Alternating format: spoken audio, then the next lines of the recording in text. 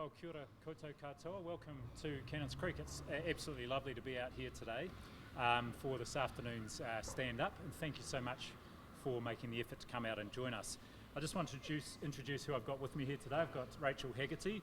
Rachel's the Director of Strategy, Planning and Performance at Kaplan Coast and Hutt Valley District Health Boards, and I've got Dr. Sean Hanna, who is the Clinical Director at Oratoa PHO, and we're here at one of Oratoa's clinics, and in fact standing in their CBAC or their swabbing centre here out in Cannons Creek. So I just want to acknowledge the staff who I've just been having a lovely time getting to know here, who've been working right through the pandemic, swabbing up to 40 people a day in the centre here, really contributing to the effort in this community, very important part of our overall strategy.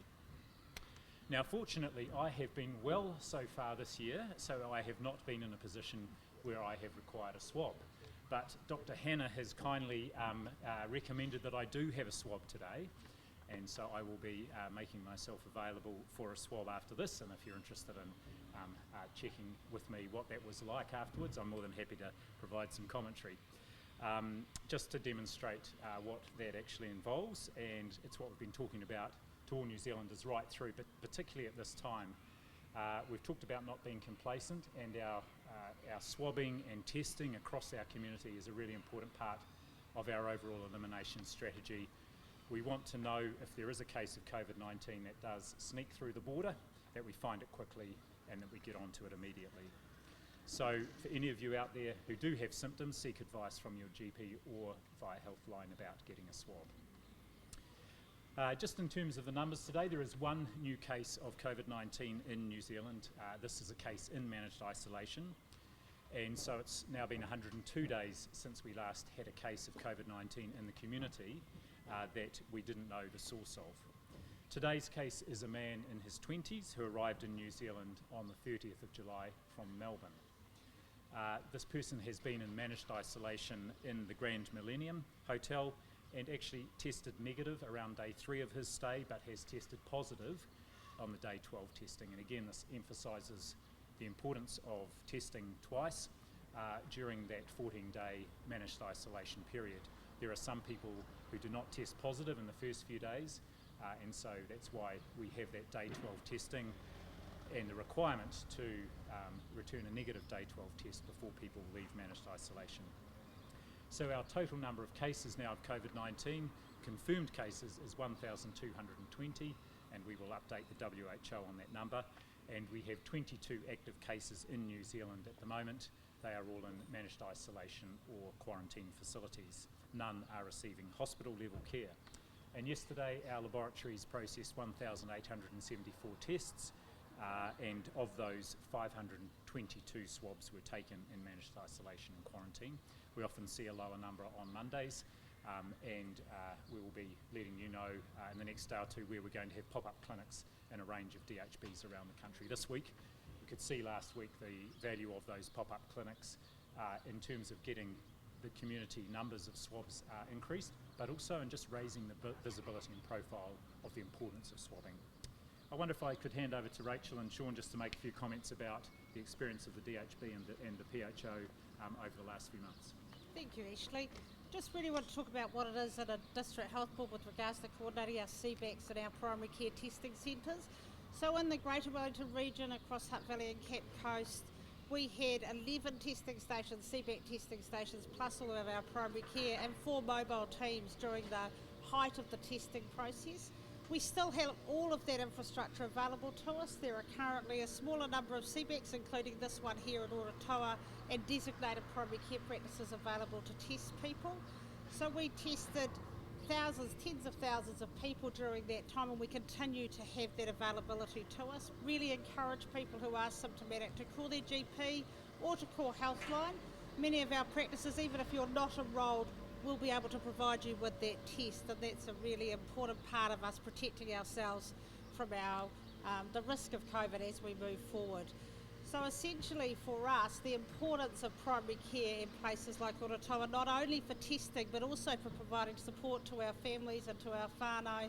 So as Sean will talk about shortly, all of the social support, the ability to provide psychosocial backup, as well as general wellbeing and healthcare throughout all of the different alert levels, but remains important to people, particularly as we go through the aftermath of the lockdown and what we're dealing with now. So thank you. I'll hand over to Sean. Kia ora no tātou katoa. Sean Hanna's my name. I'm a GP. I've been working in this community for nearly 20 years. And I guess what really came to the forefront during lockdown and subsequently was the cohesiveness of particularly this community, but also communities around New Zealand. Our iwi Ngāti Soa and our health and social support staff were very proactive in reaching out, I guess, to our older people, to people with health and disabilities, people who might not have the supports that they would have, particularly during lockdown, to make sure they had food, to make sure that they had firewood and that it was warm, and if they needed help, that they were connected to their community and that help was forthcoming. So just a wonderful time to be delivering health services, I suppose, and made me really proud to be working here in Porirua. So this is a CBAC. It's like a drive-through type setup, and it was really important for us to be able to look at everybody in the car when people were coming through. So we lots of CBACs had nursing staff and other swabbers, but we also had GPs. So we were able to deal with kids' skin infections. We were able to give flu vaccine if it was indicated, as well as COVID swabbing or treating whatever was needed, really. And in the process, I guess we were keeping people with respiratory symptoms and viruses away from our medical centre, where people without infectious diseases were able to access healthcare. So, yeah, kia ora. Thank you. Well, thanks, Sean and Rachel. And you're most welcome to direct questions to the pair of them as well once I finish up. I'd just like to give you an update on our flu vaccination campaign. I know there's interest in that at the moment.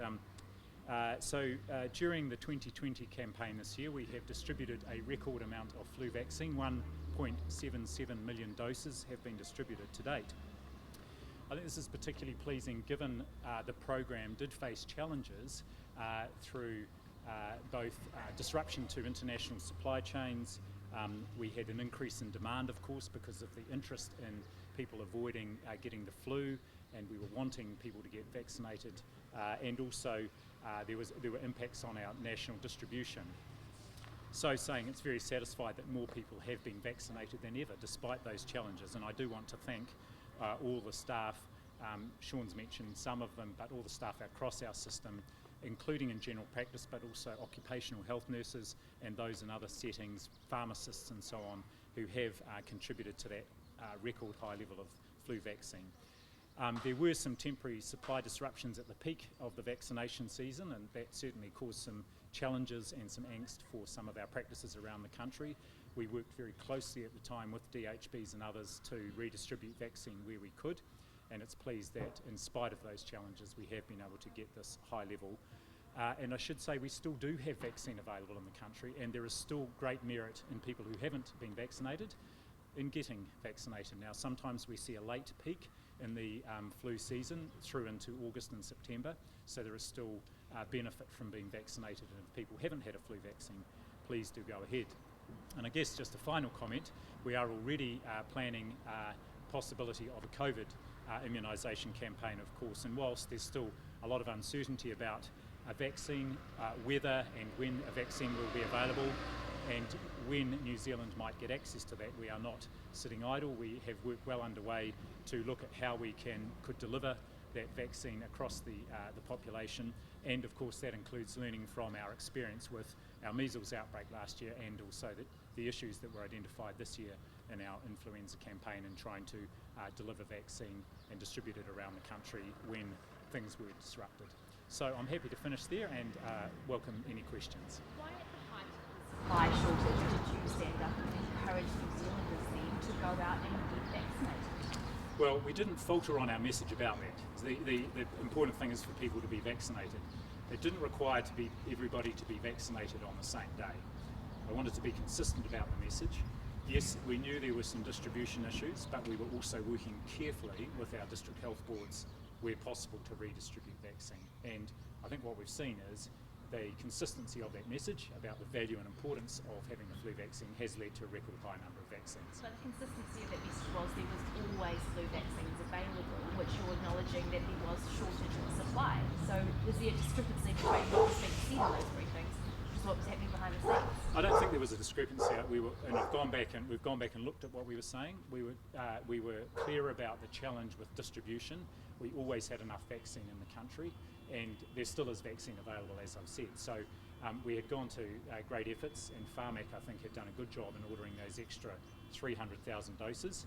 We then got additional Northern Hemisphere doses just so we didn't run out, and still have some of both of those still available. So we were consistent in acknowledging the distribution issues. We were consistent in our messaging about the value of getting a flu vaccine, and we worked really hard with all the partners to make sure we could redistribute where possible. Well, we have those emails showing that Pharmac warned there was very low stock. We've got people saying that we had to suspend orders or there'll be none left to manage. How is that having supply? So again, without wanting to split hairs here, we had a lot of vaccine. At all points in time, we had more vaccine distributed to the sector than we knew had been given. And so yes, we had at some points low stock centrally, so we put in place measures to ensure that that was distributed fairly around the country, but we did know there was vaccine around the country in a range of places, and many DHBs were able to work to redistribute that within their rohe. Do you recognise though that GPs and doctors feel like what was being said was very different to what they were experiencing? I can recognise their frustration, and I acknowledged that at the time, and in fact spoke with a number of them to get to right to the bottom of what the issues were and do everything we could to address it. But again, I just want to come back. We have vaccinated more people than we ever have. We still have vaccine available, and I think that goes to the heart of the effort that was put in by general practice and others to ensure people were vaccinated. But you've acknowledged that it was your briefings that were the source of their frustration. That's not the message I've had from many GPs, but thank you for this question. Already answered it. Okay, thanks. Dr. Bloomfield, why is that 4,000 test target remaining elusive? Well, the 4,000 is what we would get if we had good levels of community testing, and if we were doing our day 3 and day 12 testing in managed isolation and quarantine, as well as our testing of our managed isolation and quarantine staff and our border staff. All that testing is happening, and on some days it is lower.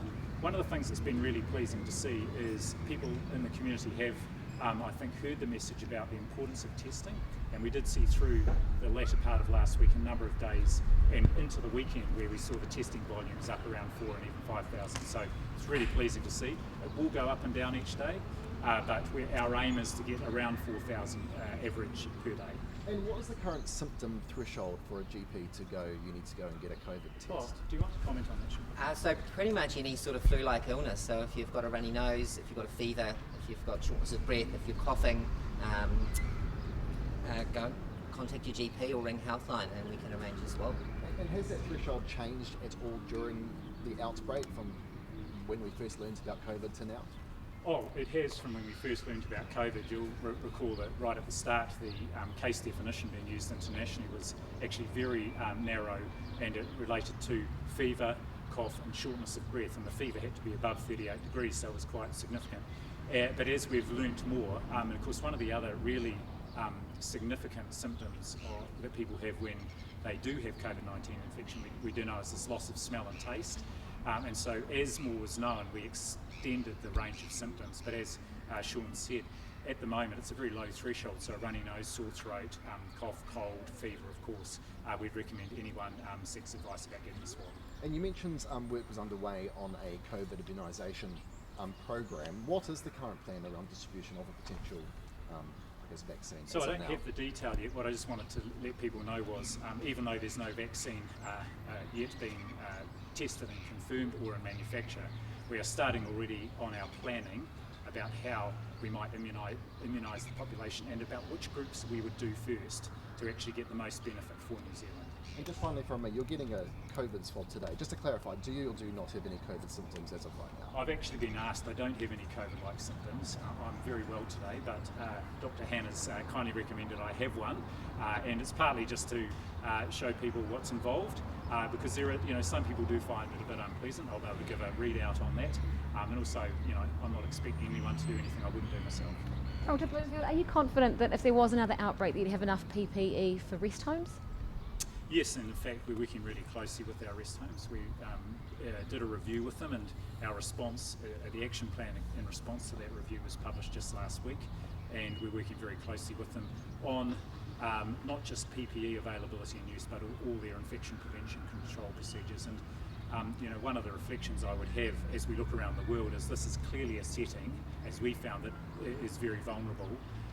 And it was only by virtue of the fact that we worked incredibly closely with aged residential care last time that we were able to limit the number of infections in those settings and the number of associated deaths as well. And are you able to give us a general number of the amount of PPE that would be available for rest homes throughout the country? Oh, well, we would be supplying them with the PPE that they needed. We have very good stocks of PPE, and that is available, as we did in the earlier part of the year, to be distributed to all our healthcare workers, including those working in the community, so going out and visiting people in their homes to provide support for people with disabilities or with older people. Do you have any actual numbers for that amount of PPE? I don't have numbers for the PPE at the moment, but we have a large supply. We have more coming in all the time, and also our national distribution system, which towards the, and I think the Office of the Auditor General acknowledged that once the Ministry had taken over that and worked closely with DHBs, that was getting PPE to all our healthcare workers. And lastly, the World Health Organisation is publicly praising New Zealand for its 100 days community transmission free. What do you make of that?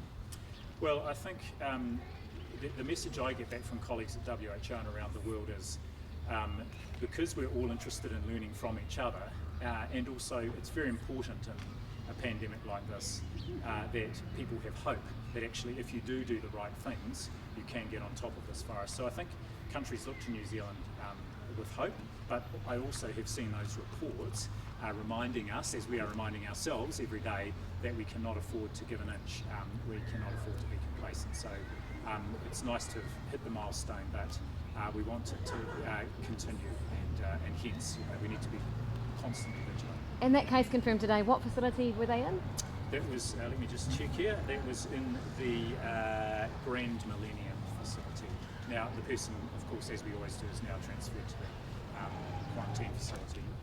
Are there any questions for my colleagues here?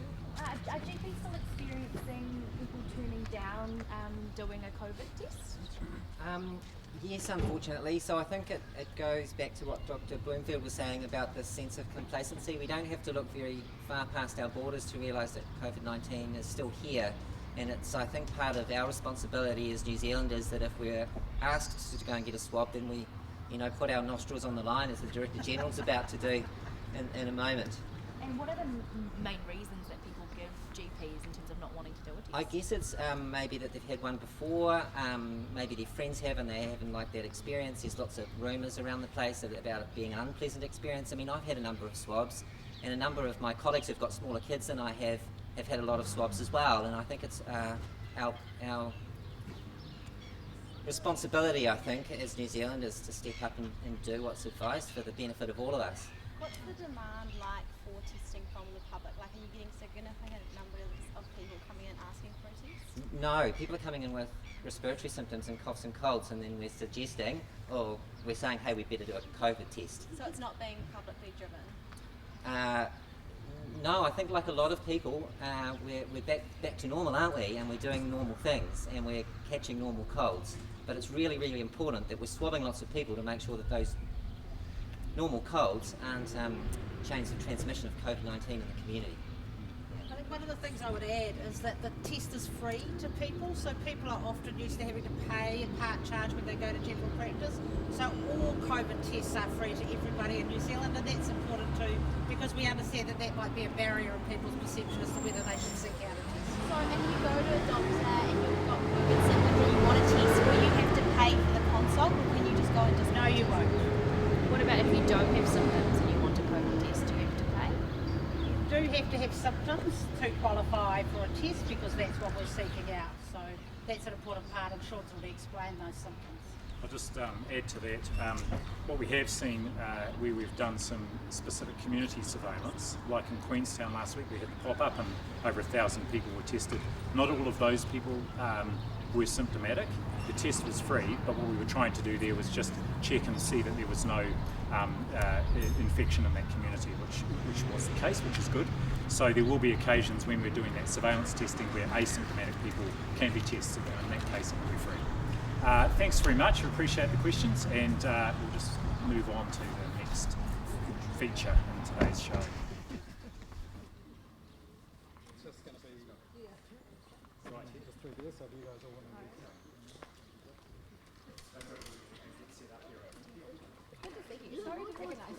That's all right. I didn't recognise you as well. It has been a long time. You're based in Wellington now? Yes.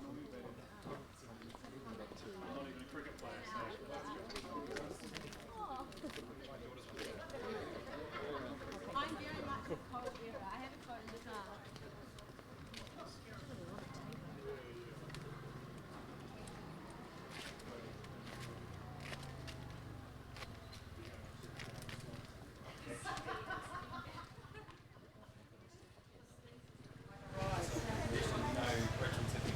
That's right. Yeah, that's right.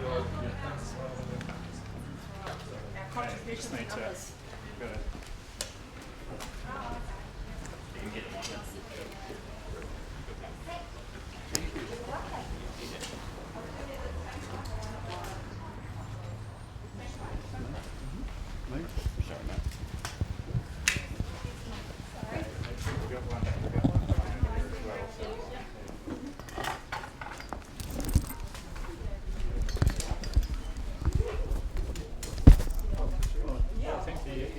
that's the process.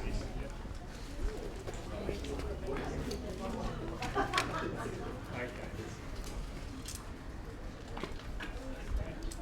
Okay, right.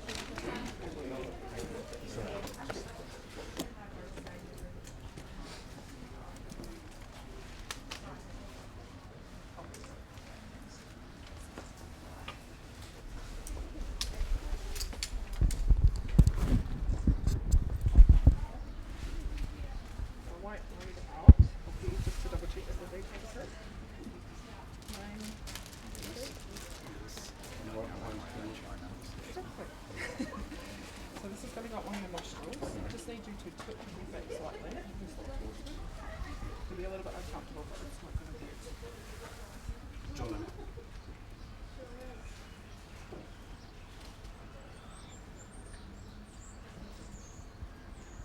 Thank you.